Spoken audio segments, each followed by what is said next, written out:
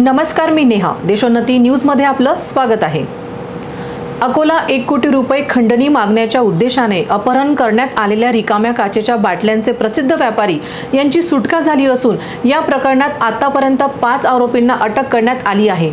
2 दिवसांपूर्वी रात्री 10:30च्या सुमारास झालेल्या एका व्यापाऱ्याच्या अपहरणाने अकोला शहरात भीतीचे वातावरण निर्माण झाले होते.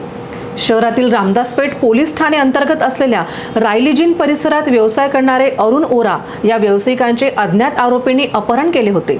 विशेष म्हणजे या अपहरणकर्त्यांमध्ये एक आरोपी वरुण ओरा यांच्या कारखान्यात अनेक वर्षापासून काम करणारा आहे.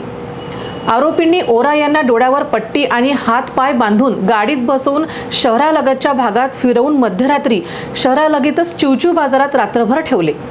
यानंतर पहाटे आरोपींनी वोरा यांना शहरापासून 15 किलोमीटर असलेल्या कान्हेरी सरप या गावात एका ठिकाणी कोंबून ठेवलं. मात्र या काळात आरोपींना वोरा यांच्या कुटुंबियाशी संपर्क साधता आला नाही. त्यामुळे खंडणीची मागणी सुद्धा करू शकले नाही. शेवटी पोलिसांना आपल्यापर्यंत लवकरच पोहोचणार असल्याची खुमखुमी लागताच काल रात्री आरोपींनी ओरा यांना एका ऑटोत बसून घरी पाठवले. असा घटनाक्रम समोर आला. स्थानिक गुन्हे शाखेने सीसीटीव्ही आणि ऑटो चालकाच्या माध्यमातून 5 आरोपींना अटक केली असून यामध्ये एक आरोपी दिव्यांग आहे. पोलिसांनी या घटनेत वापरण्यात आलेली 2 पिस्टल आणि एक 4 चाकी वाहन सुद्धा जप्त केली आहे.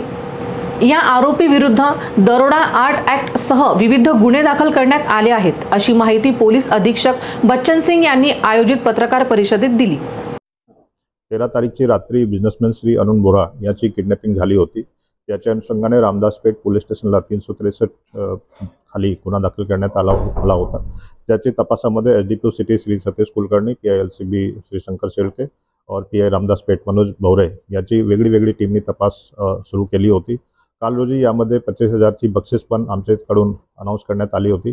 काल रात्री असं समजून आलं ते बिझनेसमॅन श्री अरुण वोरा सुखस्वरूप त्याच्या घरी आलेले आहे आणि लगेच आमच्या अधिकाऱ्यांनी त्याची विचारपूस केली आणि बॅकट्रॅक इन्व्हेस्टिगेशन केल्यानंतर रात्री एक ऑपरेशन राबवण्यात आला. त्यामध्ये एलसीबीची टीमने 5 आरोपी, त्यामध्ये मुख्य सूत्रधार आणि इतर 4 यांना अटक करण्यात आलेले आहे आणि गुन्ह्यामध्ये वापरलेली व्हाईट कलरची गाडी तसेच 2 देशी कट्टे हे पण जप्त करण्यात आलेले आहे.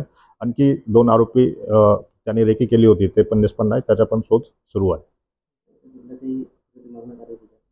यामध्ये प्रथम दृष्टीने असं दिसून येत आहे की ते 1 कोटीची खंडणी मागणी करणार होते, परंतु परिवारासोबत असा कोणताही संपर्क त्यांनी साधला नाही किंवा साधू शकले नाही.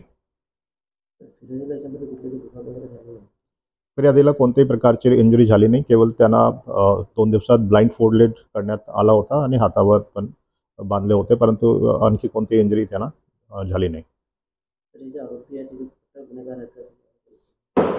या सर्व आरोपींच्या मागची क्रिमिनल पृष्ठभूमी पण दिसून येत आहे. या गुन्ह्यामध्ये आणखी कलम वाढ करून त्याच्या विरुद्ध कठोर प्रतिबंधकारी कारवाई करण्यात येईल. ठळक घडामोडींसाठी देशोन्नती न्यूज चॅनलला सबस्क्राइब करा आणि बेल आयकॉन प्रेस करा. मुंबई, पुणे, नागपूर, मराठवाडा असो का विदर्भ, राजकीय, सामाजिक, शैक्षणिक क्षेत्र असो का क्रीडा, सर्वच घडामोडीचे विश्लेषण पाहायला विसरू नका. फक्त देशोन्नती न्यूजवर.